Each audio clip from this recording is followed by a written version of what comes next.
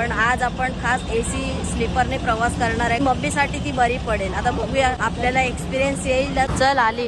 हा चला चला चला आपली गाडी आली आहे. काय मम्मी मग काय बोलतेस? देखा लय मी खुश आहे तुझ्यावर. बाबा पहिल्यांदाच बघते इथे खाली वरती इकडे अशी म्हणजे हाँ एंजॉय कर प्रवास. अरे ह्याच्याहून भारी भारी लक्झरी असतात लेकिन वो बजेट भी साल्टी निकल जाएगी उतना रहता है. चढू कसं आता हा असं करत करत जा.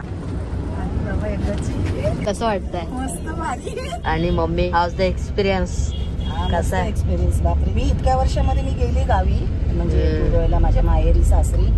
पण कधी अशी आम्ही इथं हालादुलातच तेव्हा दिवस काढले. बसायला भेटायचं नाही एसटी मध्ये किंवा उभं राहून जायला लागायचं. फुल असायची एसटी. हे जे आता हे आजचा जो प्रवास आहे ना तो मंदारमुळे मी अतिशय म्हणजे मला आणि तोच सगळं सकाळपासून तेच सेटलमेंट चालली त्याची. मला तर मी कमाल करते म्हणजे मंदार माझा इतक्यामध्ये शिकला चांगला आणि अजून शिकशील का. मंदारसाठी तर भरपूर आशीर्वाद आहे आणि माझ्या सर्व मुलांसाठी आशीर्वाद. गाडी आता जवळजवळ पनवेलला पोहोचली आहे. म्हणजे आम्ही पनवेल पण नाही पोहोचले. 11 वाजून गेले और हमका ये विषय हो गया है बहुत जोरो शोरो का. बघा हॉटेल वैष्णवी आलंय. नॉर्मली गाड्या इथेच थांबतात सगळ्या लक्झरी वगैरे असतात ना. हबे काय फालतू आहे थांबलीच नाही गाडी. हम कब से रोक के बैठेले. अलार्म लावतो मी 2.5 तासाचा. बघूया 3:15 आणि 3:30चा अलार्म तर लावलाय. टनल नाही मिस होण्याची.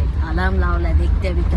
गाईस गाडीच्या टर्मिनेटर वरचा स्क्रू की काहीतरी उडालेला आहे असं कळलंय मला. आपले को उसमें का इतना नॉलेज नाही आहे फिर भी बता रहा हूं. 3:15 आणि 3:30चा अलार्म लावला होता. त्याचा काय आता आचार टाकू आयुष्या गावात मॅटर झाला भाऊ. आता ज्याची प्रतीक्षा आहे ते म्हणजे कशेडी टनल बोगदा. त्याचीच वाट बघत बसलोय. कधीपासून डुलक्या येतात आता मला पण. एकदा का टनल बघून झाला ना ते पण दिवसा ढवळ्या बघायला मिळणार आहे ते महत्वाचं. ही गाईस कशेडी बोगदा इज नियर बाय हियर बेच समोरच आहे यार. एक नंबर. कारण याच्यामुळे ना आपला जो प्रवास आहे ना तो अजून जलद गतीने होतो म्हणजे झालाय ऍक्च्युली. एका बोगद्याला बघण्यासाठी एवढा गारटलोय ना गेले अर्धा तास.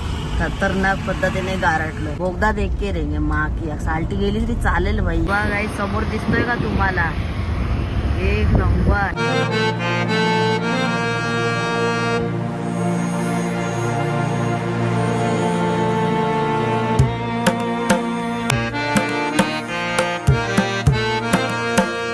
बरोबर 7:30 झालेत आणि मस्तपैकी चिल मारत झोपलेलो एकदम म्हणजे एकदम गाढ झोपलेलो.